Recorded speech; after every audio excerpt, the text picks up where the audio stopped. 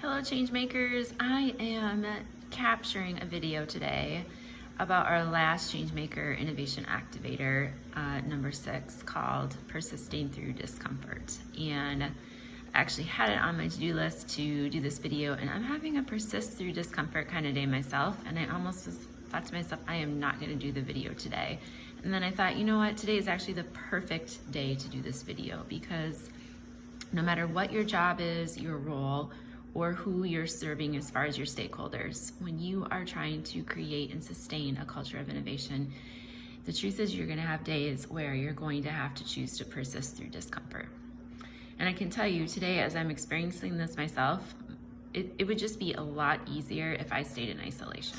But of course, the first thing I did was pick up the phone, talk to Angela, as we are starting to work through some different facets of our business, because we're greater when we use the power of together, when we're collaborating and connecting, so that we can more readily move from the zone of predictability, where that is where we often get stuck, to that zone of possibility where ideas can soar.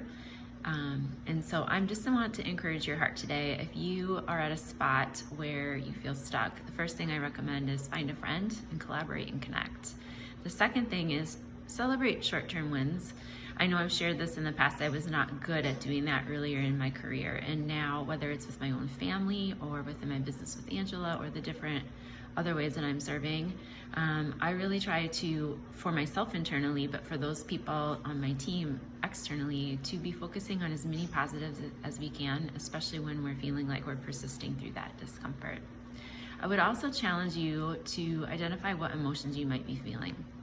I know I've even gotten to a point with in my partnership with Angela that if I'm starting to feel fear creeping in or anxiety, it's good to be able to name what you're feeling and share it with the person or people you're working most closely with, because that helps us so that we're not making rash decisions based on emotion, and we're really staying focused on finding a path out of that discomfort. And lastly, I'll just share that one of the things that you can try to do when you're stuck is you can consider walking down multiple paths at one time.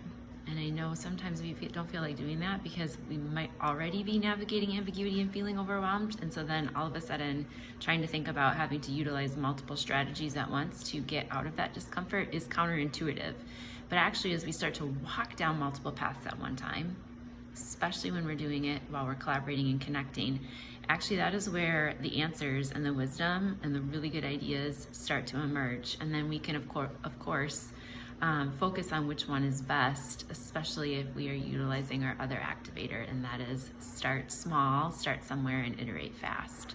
I hope this is helpful to anyone who watches the video, and I hope you have an amazing day. Thank you.